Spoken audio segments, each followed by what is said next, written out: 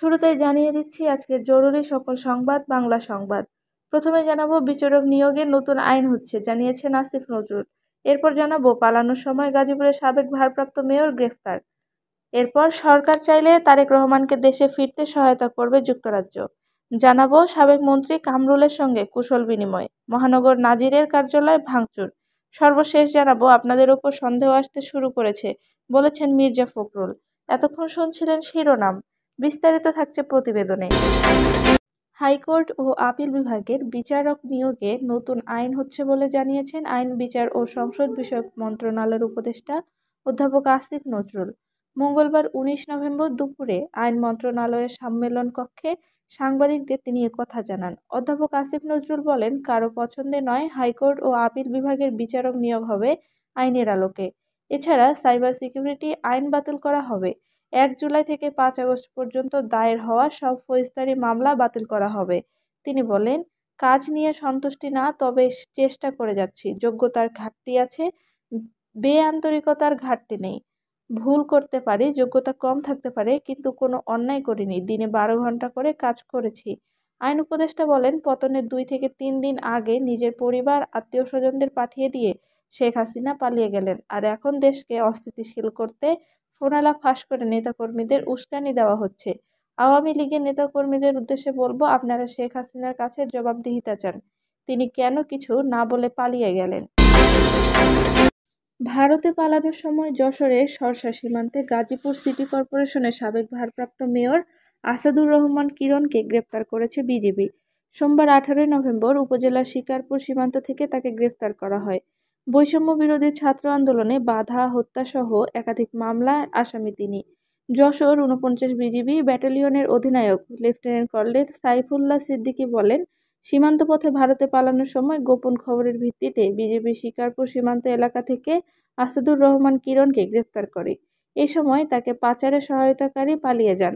BGB সূত্রে জানা গেছে, গ্রেপ্তারের পর জিজ্ঞাসাবাদে আসাদুর রহমান কিরণ জানান, তিনি সরসার রামচন্দ্রপুর গ্রামের মানব পাচারকারী চক্রের সদস্য নূর নবীর মাধ্যমে 1 লাখ টাকার বিনিময়ে সীমান্ত পার হয়ে ভারতে যাওয়ার জন্য চুক্তিবদ্ধ হয়েছিলেন।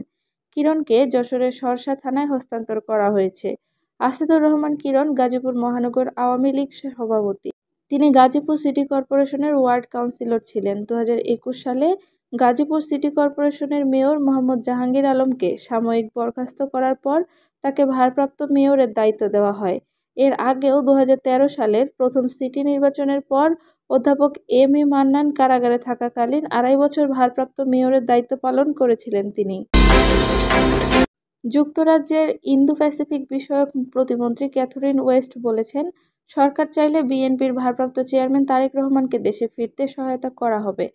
রোববার 17 নভেম্বর অন্তর্বর্তী সরকারের প্রধান উপদেষ্টা পররাষ্ট্র উপদেষ্টা মোহাম্মদ তৌহিদ হোসেনের সঙ্গে বৈঠক শেষে সাংবাদিকদের এক প্রশ্নের জবাবে একথা জানান তিনি। ক্যাথরিন ওয়েস্ট বলেন, বাংলাদেশে এখন একটি ক্রান্তিকাল চলছে। সরকার যে কাজ করছে তাতে আমাদের সমর্থন থাকবে। বাংলাদেশের গণতান্ত্রিক যাত্রায় ডক্টর ইউনূসের ভিশনের দিকে যুক্তরাজ্য তাকিয়ে রয়েছে। এ সময় দলগুলোর মধ্যে সমঝোতার কথাও বলেন তিনি। এছাড়া পাচার হওয়া টাকা ফেরাতে যুক্তরাজ্য সহায়তা করবে বলেও জানান তিনি। পররাষ্ট্র উপদেষ্টা মোহাম্মদ তৌহিদ হোসেন বলেন, বিএনপি চেয়ারপারসন খালেদা জিয়ার যুক্তরাজ্যের ভিসা প্রক্রিয়া সম্পন্ন হয়েছে। তিনি চাইলে যে কোনো সময় বিদেশে যেতে পারেন। তিনি আরও বলেন, সংস্কার শেষে নির্বাচিত জনপ্রতিনিধিদের কাছে ক্ষমতা হস্তান্তর করা হবে। অন্তর্বর্তী সরকারের কোনো রাজনৈতিক অভিলাষ নেই। এ সময় নির্বাচন নিয়ে ব্রিটিশ সরকারের আগ্রহ রয়েছে বলেও জানান তিনি। ক্যাথরিন ওয়েস্ট 16 নভেম্বর দুদিনের সফরে ঢাকায় আসেন। গত আগস্টে অন্তর্বর্তী সরকার গঠনের পর এই প্রথম যুক্তরাজ্য সরকারের কোনো জ্যেষ্ঠ প্রতিনিধি বাংলাদেশ সফর করলেন। রাজনৈতিক ও অর্থনৈতিক সংস্কার, নিরাপত্তা, বাণিজ্য সহযোগিতা এবং যুক্তরাজ্য বাংলাদেশ অভিবাসনে চলমান সহযোগিতা নিয়ে আলোচনা করেন তিনি। রিমান্ড শুনানিতে সাবেক মন্ত্রী কামরুল ইসলামের সঙ্গে কুশল বিনিময়ের জেরে ঢাকা মহানগর আদালতের নাজির শাহ মোহাম্মদ মামুনের কার্যালয়ে হামলা ও ভাঙচুরের ঘটনা ঘটেছে।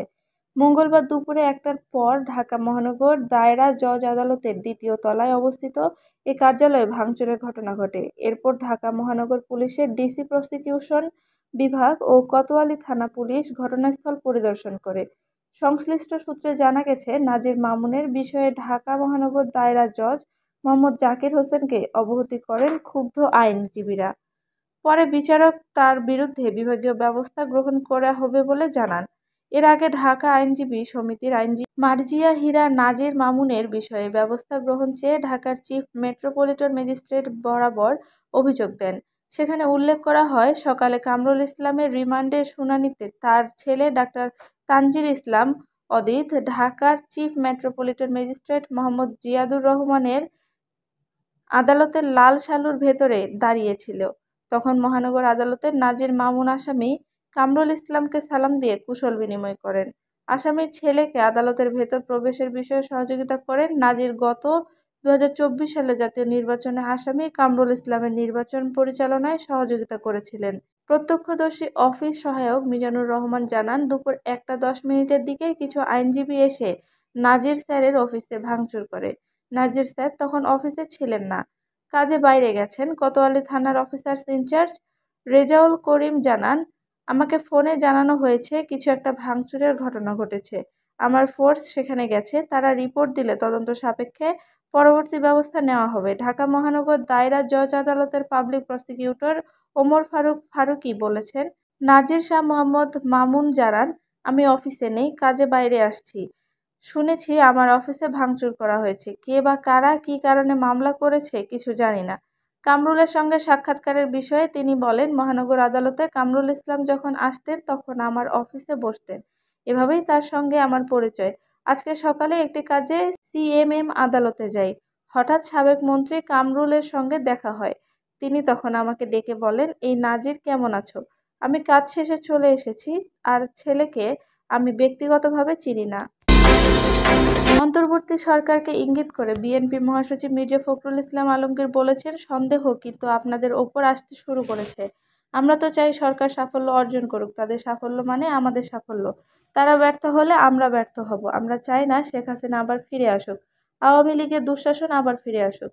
মঙ্গলবার 19 নভেম্বর জাতীয় প্রেস ক্লাবে জাতীয় বিপ্লব ও সংহতি দিবস উপলক্ষে বাংলাদেশ সম্মিলিত পেশাজীবী পরিষদ আয়োজিত আলোচনা সভায় তিনি এসব কথা বলেন।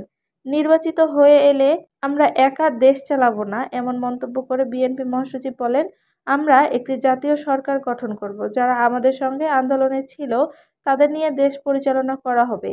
তাহলে সমস্যাটা কোথায়? সন্দেহটা কোথায়? সন্দেহ কিন্তু আপনাদের উপর আসতে শুরু করেছে।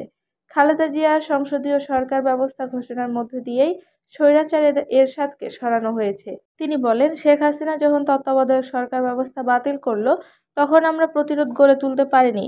কেন পারলাম না? এটা তো সত্য।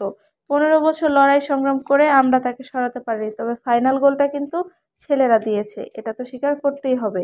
তিতুমীর কলেজের শিক্ষার্থীদের চলমান আন্দোলন প্রসঙ্গে মির্জা ফখরুল বলেন, সরকারের ইন্টেলিজেন্সের ভেতরে তথ্য ছিল না, তারা কি এর বিরুদ্ধে ব্যবস্থা আগে নিতে পারতেন না? আসলে সরকার এখনো স্টেবল হতে পারেনি, তাই বলছি নির্বাচন কমিশন ঠিক করে নির্বাচন দেন, একটি রোডম্যাপ ঘোষণা দেন, তাহলে মানুষের মনে আস্থা আসবে।